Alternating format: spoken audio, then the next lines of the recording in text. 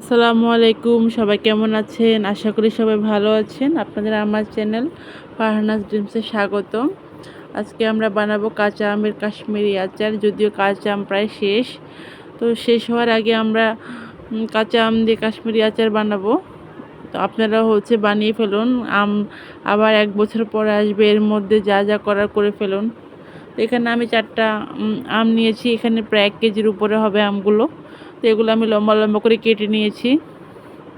আমার আমগুলো একবারে পুরোপুরি যে কাঁচা ছিল তা না, তবে পাকাও না, মাঝামাঝি। তো এখানে আমের সাথে আমি আচারের জন্য আদা কুচি করে নিয়েছি, আর এখানে শুকনো মরিচ লম্বা লম্বা করে চিড়ে নিয়েছি।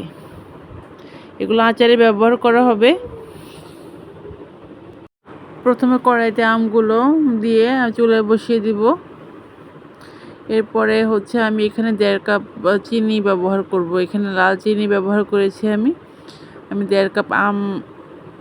আসলে আমের পরিমাণ অনুযায়ী চিনিটা ইউজ করতে হবে। তো আমি এখানে আমার আমের পরিমাণ অনুযায়ী, আমের টক কেমন, এই আমগুলো তেমন একটা টক না, তো আমি এটার সাথে 1/2 চা চামচ লবণও দিয়েছি।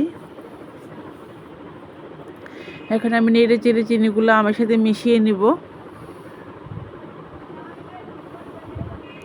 এই যে চিনি থেকে আস্তে আস্তে পানি ছাড়তে শুরু করেছে, এই চিনির পানিতে আমটা রান্না করা হবে। আচারটা আসলে তেল ছাড়া হবে, তো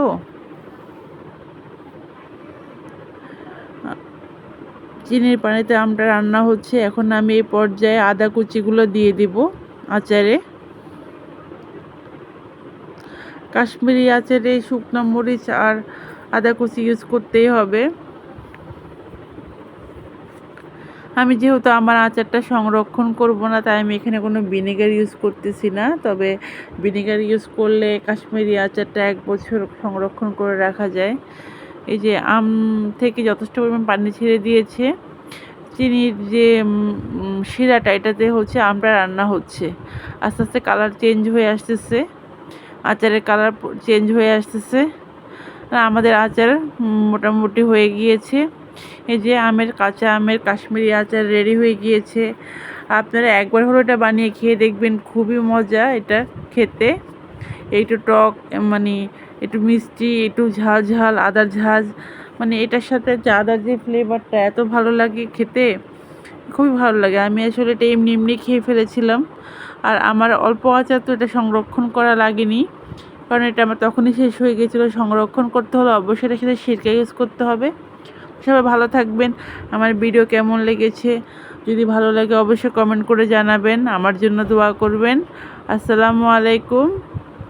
আবার নতুন কোনো ভিডিও নিয়ে চলে আসবো আপনাদের কাছে।